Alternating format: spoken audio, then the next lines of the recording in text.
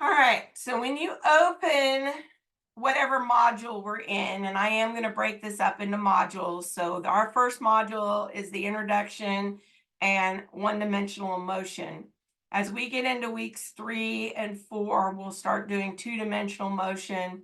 Then we'll do forces, we'll do momentum, we'll do rotational motion. And so I'm going to try and chunk this so that we're getting chunks that are reasonable for people to access. And the other thing is you don't want to have huge, lengthy where the folders are. And Blackboard Ultra is using that almost a 2 deep. You can't go any deeper than 2 deep in Blackboard Ultra. So that's one of the things that we're going to be looking at. Again, if you have a question or you can't find it, then that usually means somebody else can't find it. And I will put out an announcement, say, hey, somebody emailed me, said they're having trouble with where to find something. I will go out and do that. Or you can put it in the messages and I'll cut and paste and I'll show you a picture as to where something is. Or we can join a Zoom call. So that there's lots of different ways to do it. So one of the first things is which lectures are, quote, required and which ones are extra. How I normally do that is the week 1 lectures. If you open up week 1 lectures, these are the lectures that I kind of expect you to look at. Now, some of them may be repetitive. Like, for example, this is working with word problems and a conversion example. Somebody asked about that, so I added it to the lecture because someone asked that question. I've also got numerous videos. And so while this might be a full hour-long video on significant figures, unit analysis, and estimations, when you have an introduction to conversions, this might only be a 3-minute video. So you can use it to whatever you want to have. Some of you may be totally comfortable with right angle trigonometry. Some of you may say, no, I need that extra help. But I have put out, and I usually, the more important videos that I want you to watch are on top. Some of these will also, like this introduction to conversions, these two are the same thing because that's the YouTube link and that's a link out of Blackboard. Blackboard does not give you the closed captions on my videos, but YouTube does. So I try to give you both forms. And if you find that I've been repetitive, that's why, because you can go into YouTube and you can actually see the closed captions. For some of you, that's the way you want to see it. You want to be able to see the words at the same time as I'm working through the problem. Others of you may want to just see the words and turn off the sound, and you've got that on there. But that's why I have those. So that estimates and that YouTube link for estimates are the same video. But I usually will do a folder that says lectures. So this week, we've got week 2 lectures. And right now, I don't have anything in there. I will be adding our lectures, like tonight's lecture, for example, I will add to that folder and it will say Zoom session, and I will try to caption what it is. Like the first one was a welcome, how to find stuff, where your resources are. This one is navigating through Blackboard. And then when I start to do example problems, you'll see example problems. So that's where those things will be. If it's in the examples and supplemental videos, when you open this up, you're probably going to see that I have provided you gazillions of different references. Some of them are worked examples. Some of them are links to other helps in YouTube, like this help with significant figures and conversions. That was a feedback, and I created a short video on that one. Some are TED Talks that might address an issue. This is the Massachusetts Institute of Technology discussion on dimensional analysis. This one is, I had some folks that wanted some help with homework problems. I didn't do a good job on this one to reference which homework problems they were, but you might go in there as well. This is looking at one-dimensional problems. This is looking at example problems. This is an estimation. One year I did how many pineapples are in a semi container. That was one of our estimates that we did. So this is a video on how I did that container estimate. That was my solution to the problem. So a lot of these in here, you can pick and choose whatever you're having specific difficulty with. There's possibly a problem or a solution there for you. So when you're working your homework, first of all, start early, because I'm not sure I mentioned it, but any problem or any part of a problem that you get completed 48 hours in advance, there's a bonus for advance of the due date. So there's availability for a lot of extra credit. And that's on a per problem basis and a per part basis. So if you go through and there's one homework problem that you just can't solve, but you got all the other 4 homework problems done, you've gotten the bonus credit on those other 4 homework problems, and you still have 2 days to get that other problem solved. So if you're having an issue, so the first thing is you want to start your homework early. That's also a good learning technique, because if you think of a physics word problem like a puzzle, your brain works on those puzzles and you have a lot more opportunity to solve the problem. And your brain will actually rest and work on the problem as you do it. So the earlier you start your homework, the better off you are, because A, you can ask a question. B, you can look for the help for it. But if you're starting your homework 3 hours before it's due, it's going to be a lot harder. I've used a lot of the similar homework problems over the years, so I know which homework problems people struggle with. And if you go to the examples and solutions videos, you might find the solution to that exact homework problem. Or I may have set up that homework problem. So first thing is start early. Second, look for one of the solution videos that might get in there. Third, ask a question early. One of the things that I know about physics is if the sooner you ask the question at the point where you're stuck, the better I can help you. Because if you wait too long, we add more material, and then it's like, I don't know where I got lost, or I don't know where I struggled. So ask that question early, and I may just put it down for a tick like I did this one and said, okay, we're going to cover a few things tonight to really approach some of the issues you all have had just getting started on the homework problems. And the first homework's not due till next week. You had some pre-work to kind of address where some of those little areas were going to be, but that's what we're after. So if it's in the examples and supplemental videos, I'm not expecting you to look at it unless you're struggling and need them. Some of you may want to watch everything, and I will tell you, you've got a lot of material there. Then I will have assignments. And for the first time, because I trust Blackboard Ultra, I have actually connected WebAssign, and you don't necessarily have to go separately out to WebAssign to find your homework. This is also what's really cool in Ultra. This calendar right here in Ultra, if you click on the calendar and you go ahead and click on the month, it will actually get you to when your homework problems are due. So it actually lays them out to you by the camera. Now, you've got 2 things that are due later tonight, because I know I had people join the class on Friday.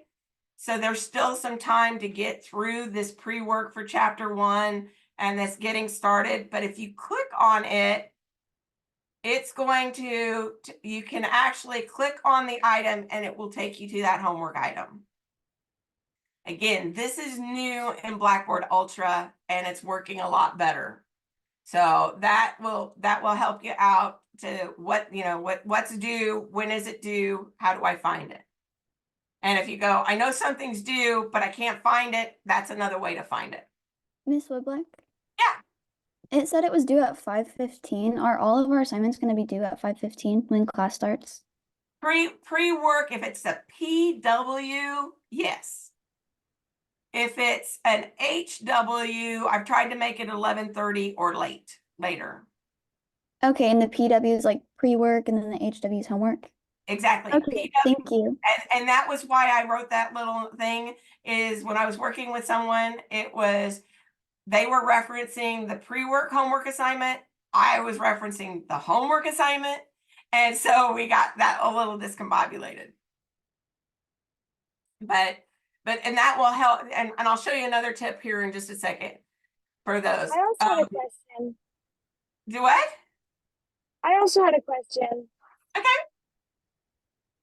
For the web design, I don't know if anyone else is having this problem, but I can't seem to get on using that link. Which link?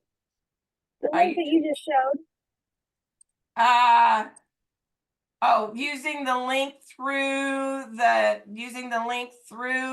calendar? No, through the access to web design and your book.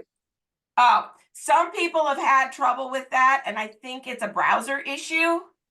So if you're having, now the question is, can you access your book? And we're actually going to do that here in just a second.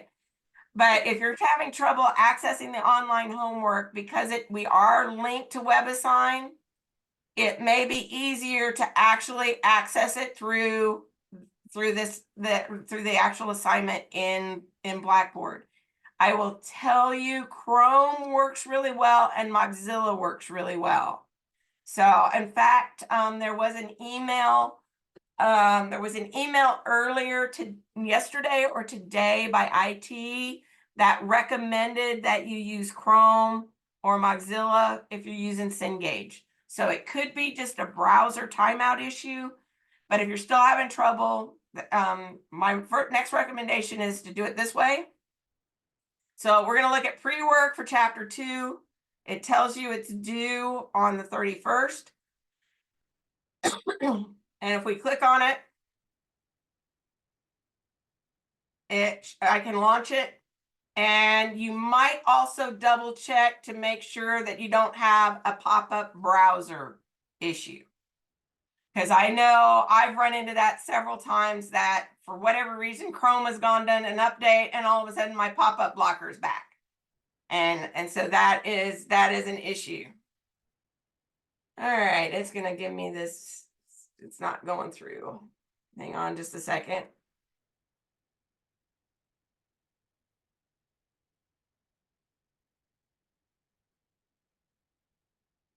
And I may have to do this.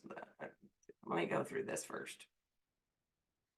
Okay, because it's asking me to come in as a student, and I can't do that as a student. So hang on.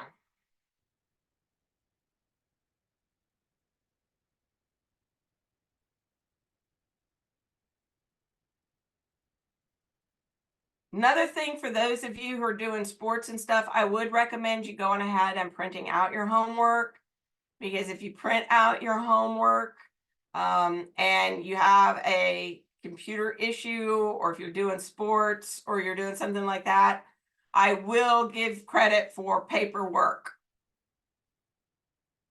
But prefer it, totally prefer it in WebAssign. It gives you the extra, but I also know that sometimes we have issues that cause us a difficulty.